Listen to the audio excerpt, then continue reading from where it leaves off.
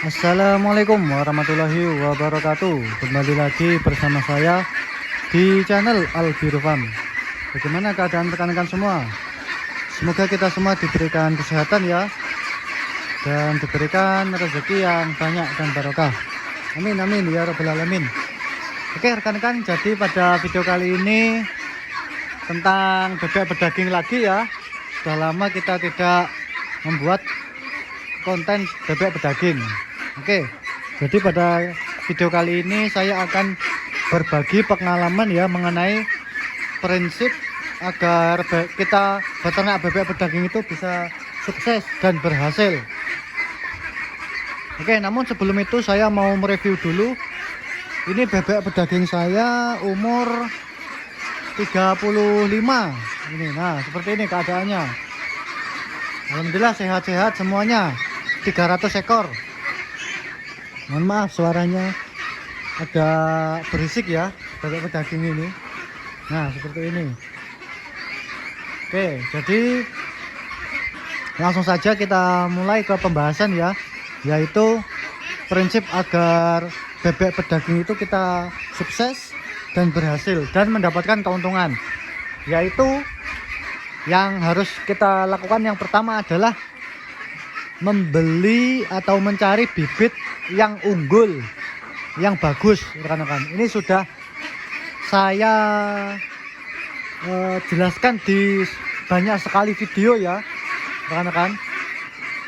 Banyak sekali video saya yang menjelaskan bahwa bibit itu sangat besar pengaruhnya. Mungkin sekitar 70% keberhasilan bebek pedaging ini terletak pada bibit ya rekan-rekan. Karena biar bagaimanapun jika bibitnya jelek pasti akan gagal. Itu sudah 95% pasti gagal kalau bibitnya jelek rekan-rekan. Kalau bibitnya bagus insya Allah bagus. Nah seperti itu ya rekan-rekan. Jadi pengaruh bibit ini sangat signifikan. Sudah banyak saya jelaskan di berbagai video ya, kalau bibit ini memegang peranan yang sangat penting rekan-rekan.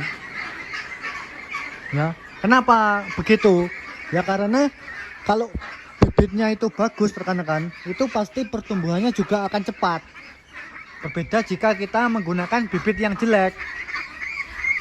Bibit yang jelek pasti hasilnya juga akan jelek rekan-rekan. Nah, seperti itu ya. Jadi pasti jelek rekan-rekan jika kita menggunakan bibit yang jelek, pasti hasilnya jelek. Nah seperti itu ya rekan-rekan. Kemudian yang kedua adalah pakan. Ini juga sudah saya jelaskan di berbagai video ya, kalau pakan ini juga pengaruhnya sangat tinggi. Pakan itu pasti kalau kita menggunakan pakan yang jelek pasti jelek rekan-rekan hasilnya. Tetapi lebih besar pengaruhnya bibit sebenarnya rekan-rekan. Bibitnya jika pakannya jelek tetapi bibitnya bagus, itu kemungkinannya masih 50-50 lah. Bisa berhasil bisa tidak, karena ya itu tadi pakan jelek tapi ditunjang dengan bibit yang bagus, pastinya ada yang berhasil ada yang tidak, seperti itu. Kemudian kalau bibitnya jelek tetapi pakannya bagus, itu sama saja rekan-rekan, tetap akan gagal ya, karena meskipun pakan kita menggunakan pakan sebagus apapun, kalau bibitnya jelek ya pertumbuhannya ya segitu saja rekan-rekan, tidak akan cepat besar. Nah seperti itu. Jadi kalau lebih bagus ya bibit nomor 1, pakan juga nomor 1, itu pasti akan berhasil rekan-rekan. Nah terus bagaimana kita mengetahui bibit dan pakan yang bagus itu seperti apa? Nah kalau bibit dan pakan itu yang bagus, kalau kita sebagai pemula ya rekan-rekan, itu kita bisa menggunakan acuan bibit dan pakan dari pabrikan.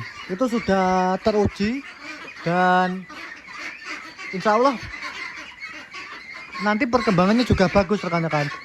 Pabrikan yang biasa saya gunakan ya, yaitu dari PPM dari Kediri itu. Terus ada dari Blitar Jatinom. Dari Bogor Gungsi itu. Kemudian dari MFJ Japa itu juga bagus. Ya. Kemudian dari Wahana dari Jombang itu juga bagus bibitnya.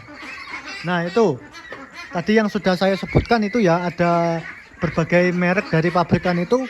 Kalau kita sebagai pemula lebih baik kita menggunakan bibit yang pabrikan rekan-rekan, karena lebih mudah mengontrolnya dan lebih cepat besarnya daripada kita membeli bibit dari rumahan tetapi kita tidak mengetahui kualitasnya seperti itu. Ya, jadi bibit itu. Kemudian pakan juga, kalau kita menggunakan pakan, kalau kita sebagai pemula ya yang belum bisa mencampur pakan, itu lebih baik kita menggunakan pakan jadi dari pabrikan.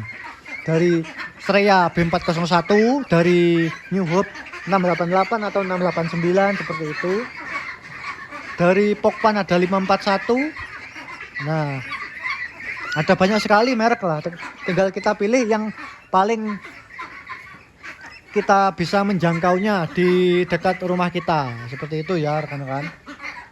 Nah, itu bibit dan pakan. Kemudian yang selanjutnya adalah pemasaran rekan-rekan. Nah, ini kalau kita fokus terhadap bebek pedaging itu yang pasti pemasarannya juga harus bagus rekan-rekan. Harus bisa mendapatkan bakul yang amanah dan yang bisa mencari bobot yang besar. Karena jika kita menggunakan pakan dan bibit yang bagus, itu otomatis kan bobot bebek itu bisa bagus rekan-rekan, bisa 2 kilo up. Nah, tentunya kita harus mencari pasar atau bakul atau penjual yang bisa memanen bobot 2 kilo up rekan-rekan. Jangan mencari pasar yang bisa cuma spek kecil. Nah, kita harus pintar-pintar mencari bakul yang amanah dan bakul yang kuat memanen bebek yang besar, spek besar 2 kilo up. Sehingga nanti keuntungan yang kita dapat itu bisa bagus rekan-rekan dan bisa banyak seperti itu. Bagaimana cara kita mencari pasar? Ya, kita bisa jualkan ke yang pertama ke online. Nah, kita tawarkan ke penjual-penjual yang ada di online ya, yang bisa kita jangkau, yaitu seperti Facebook, Instagram, seperti itu. Kita cari bakul yang amanah dan yang bisa memanen dengan spek besar. Kemudian kita juga bisa bertanya ke penjual DOD. Biasanya kalau di Blitar ini penjual DOD-nya ya juga sekaligus memanennya. Jadi kita sesuaikanlah seperti itu. Kemudian juga kita juga bisa mengikuti sistem kemitraan yang ada di pabrik rekan-rekan. Biasanya ada pabrik itu membuat sistem kemitraan. Jadi bibit dan pakan dari pabrik, terus yang manen juga pabrik, seperti itu. Itu juga lebih mudah rekan-rekan, karena kita tidak pusing juga membeli bibit dan pusing membeli pakan, dan kita tidak pusing menjualnya, seperti itu. Jadi lebih terstruktur dan enak lah, seperti itu rekan-rekan ya. Jadi prinsip agar bebek pedaging sukses itu ada 3, yaitu pemilihan bibit, pemilihan pakan, dan pemasaran. Itu 3-tiganya harus kita kuasai rekan-rekan, agar kita bisa bertahan dan berkembang di bisnis bebek pedaging ini ya. Harus, itu sudah wajib rekan-rekan, sudah wajib kita lakukan lah. Terus bagaimana kalau kita menggunakan DOD spek rumahan atau DOD dari rumahan, bukan dari pabrikan? Itu bagaimana cara mengeceknya agar bibitnya bagus? Yang harus kita pahami adalah tidak semua DOD tetasan rumahan itu bagus rekan-rekan. Kita harus pintar-pintar menseleksi, memilih bibit mana yang bagus dan kita pilih agar bisa maksimal rekan-rekan. Karena sepengalaman saya itu rumahan itu kualitasnya beda-beda rekan-rekan. Ada yang bagus, ada yang kurang bagus. Jadi kita harus pintar-pintar memilih lah. Kalau kualitas bagus itu kita lihat dari indukannya rekan. Jadi kita harus main ke penetasnya, kita lihat indukannya seperti apa dan yang digunakan, terus bebeknya seperti apa, sehingga kita tidak ketipu rekan-rekan dengan penetas-penetas yang kurang bertanggung jawab lah, seperti itu rekan-rekan ya. Dan kemudian bibit dan pakan yang berkualitas bagus itu pastinya harganya lebih tinggi rekan daripada bibit yang rumahan. Jadi jangan ketipu, jangan terpincut dengan bibit dan pakan yang murah. Itu bisa saja bibit dan pakan itu jelek rekan-rekan. Jadi harus kita perhatikan ya, kualitas bebek itu pasti ada harga, ada kualitas. Jangan dibalik ya. Jangan cari yang sangat murah, itu pastinya nanti akan jelek hasilnya rekan-rekan. Itu sudah pasti rekan-rekan, karena kualitas yang bagus pasti mahal. Wes, itu kuncinya. Jadi harus kita perhatikan dan pelajari ya, bibit, pakan, dan pemasaran ini. Oke rekan-rekan, mungkin itu saja yang bisa saya sampaikan pada kesempatan video kali ini.